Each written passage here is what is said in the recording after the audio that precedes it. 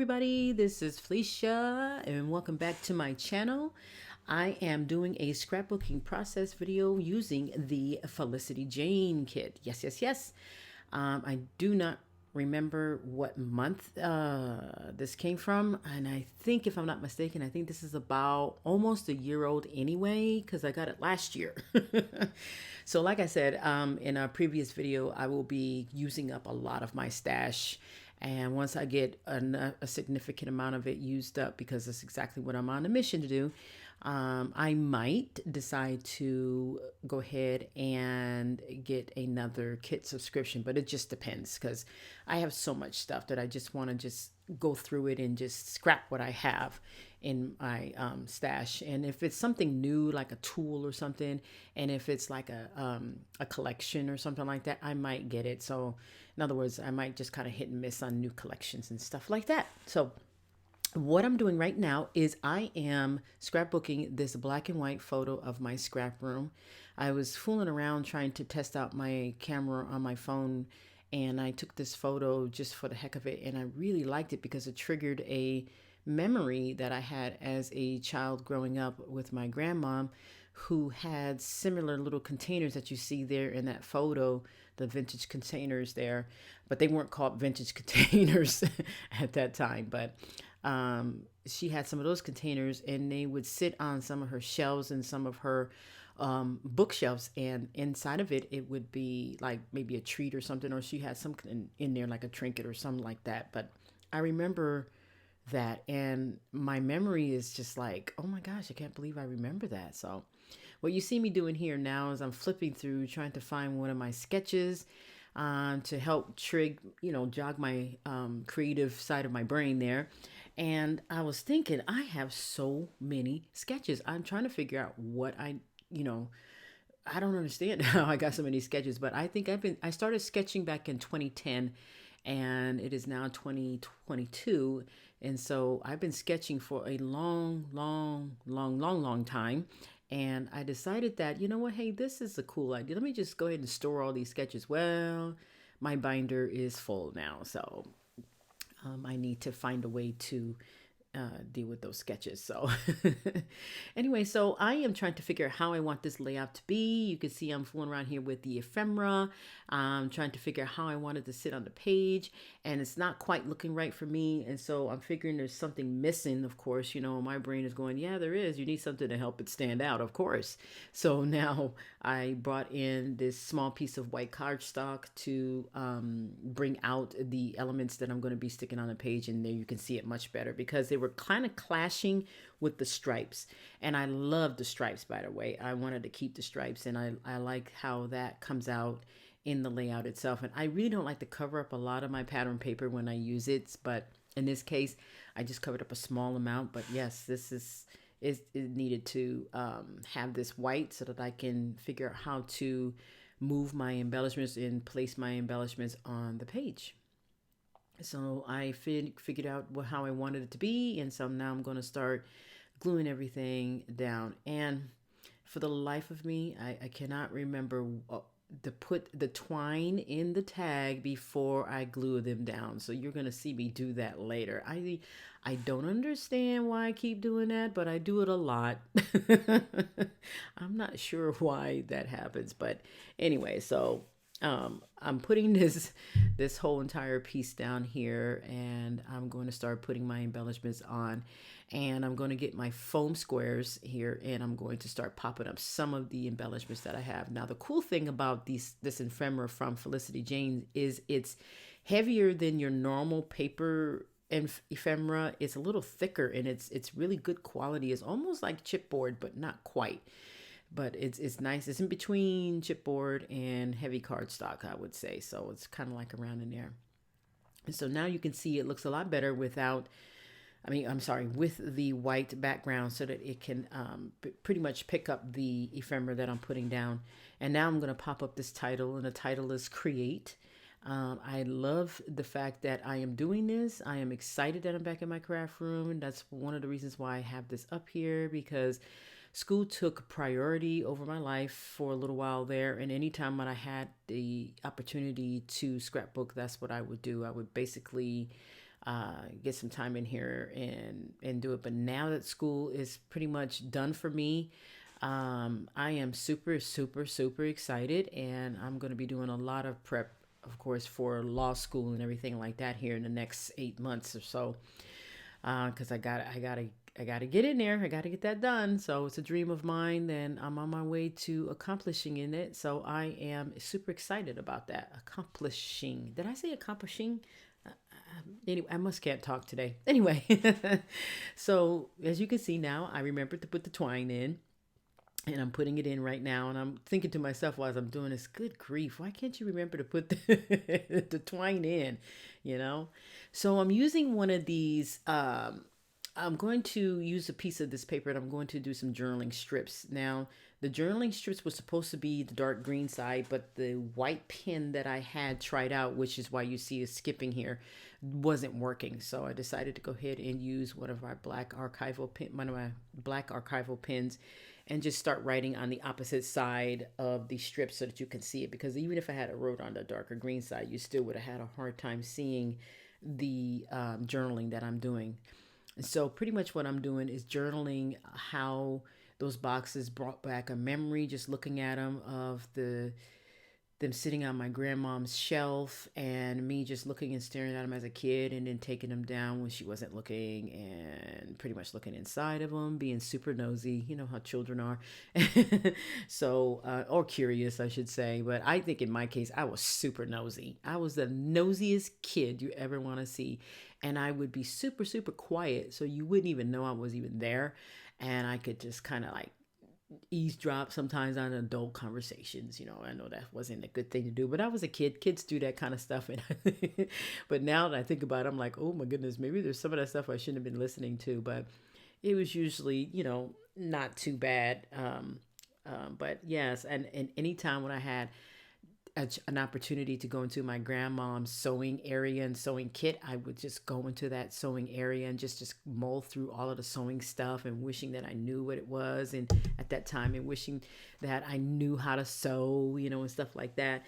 Until one day I asked my grandmom if she could show me how to sew, and she did. She taught me how to sew on one of those old school pedal sewing machines, you guys. Okay.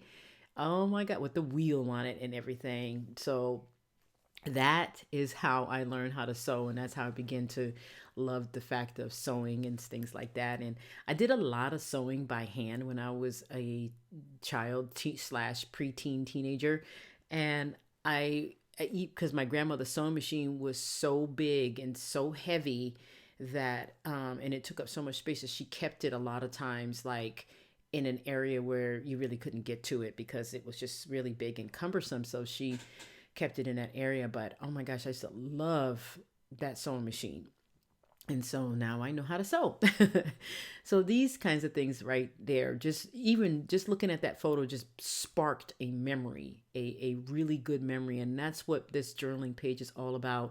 It's all about the memory that I had and how it sparked that with my when I was young, living or hanging around my grandma at the time. And I used to love to stay with her because she had a house of curiosity for me, and I used to just go into things and look at things and admire things. I mean, it was cool. I liked it.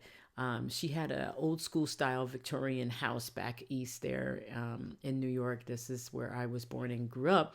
And I used to love that place, man. I used to love to go there. It was a little creepy sometimes at night because it was so big and it was pretty drafty sometimes. And it had a basement. That was the creepy part. The basement was the creepy, because the basements back east were the size of the base of the house. So they were pretty large basements down there. They had corners and things like that. It's not like you just go down in this little square space. No, these basements had corners and closets. So, and sinks as well. So they were pretty big back east. So that's the kind of childhood I remember. It's funny how just that photo just sparked up so many memories. I didn't write all of that down on the journaling strips, but I wrote enough of it down to spark enough of the memories to talk to you guys about it, and just to remember. It was great. So those strips are cut off, skewed there. They got a little kind of cut diagonal at the ends of each one of the strips to give it some character. And they're not all going to be the same size. I like to kind of keep everything kind of, just going different directions sometimes. And it's the term scrapbooking because that's what it is. You're taking scraps of stuff and you putting it together, or keeping it archived on a piece of paper. So that's exactly what I'm doing right here. So, and you could see that I'm doing this now. I did not, it looks like I'm gluing this down super, super fast, but I'm actually not. I have this like a 2 times speed. So it does look like I'm going pretty fast here, but trust me, I'm not going fast at all. So once I get these all glued down, and then I start kind of figuring out what else I need on the page. And I figured out I need some more elements on this page. And so I am going to be using that round circle ruler that you see there. And that round circle ruler is from it's for thickers. So you can put your thickers on your page. It's like a guide for thickers and you can put them on your page. But I'm using it right now as a round circle ruler because I am making messy circles. And I like to do this technique. I love doing this technique because it really does bring out the rest of the layout when I do this. And so what I'm doing right now is I'm doing some messy circles, and they're all uneven and everything. They're all just different sizes and things like that. And once I do these messy circles, I take my pen and I start doing these little squiggly designs that you're going to see here next. So I'm going to do a total of about, 3 sets of messy circles, and I'm going to be doing them around the layout here. And once I finish doing these two first sets of messy circles, I'm going to be doing a little squiggly lines and stuff like that. And you can see me do that right now. They're just squiggly lines. It adds a lot more character to them. And although you really can't see it that well here in real life, it really looks kind of cool. So it looks like I put some kind of stencil or something down there, but I never even knew that I could do something like that and make it look like that. So it's pretty cool. So I am looking for I think I'm looking for some enamel dots. Yes, I am. There I am. And I'm going to be putting some of those enamel dots here on the page. I have so many enamel dots, you guys. It's just unbelievable, and I need to use them up. I remember when enamel dots first came out, and all I had was like a couple packs, and wishing that I had more. And I don't know what happened. I think the enamel dots just all of a sudden just came from out of nowhere. And I just have so many of them now that I need to really find a different kind of storage or a way to store them now, or get them all used up as fast as possible. Because I think that's what I'm going to probably end up doing. And you'll probably see that a lot. I'll probably start putting enamel dots on everything because I got to get rid of them. There's so many of them. I have so many packs. I think I got like close to 200 packs of enamel dots. That's ridiculous. But because I started using them when I first had them, and then I stopped using them. So I don't know what happened in between there of the time. So right now I got some more, and I'm pulled out more enamel dots, and I'm putting some on the other part of the layout here, because I just wanted to make it here the rule of threes, so that's exactly what I'm doing here. And now I'm going to do the last set of messy circles around the layout here. As you can see, I'm doing the last set of uneven messy circles, and then I'm going to also be putting the little squiggly lines on those as well. So once I start doing that, finish with that, then I go ahead and I grab my dots. Now, for those of you who have been following me for a while, this is towards the end of me finishing up my layout, because I always do this at the end. So I'm putting some black splatters on there, and it is the Heidi Swap Mist that I'm using. And I'm pretty much done with this layout. So I want to thank you guys so much for joining me, and I will get videos up left and right as fast as possible here, and I'm enjoying this process as we go. You can see me just shake. And I really appreciate you guys and taking the time out of your day to watch me craft one of my layouts. And I think I'm done here. Yes, I am. And I'm cleaning up my mess. Look at me. Anyway, thank you guys so much. And I want you to have a great and wonderful rest of your week. Take care and look forward to more videos from me. Bye.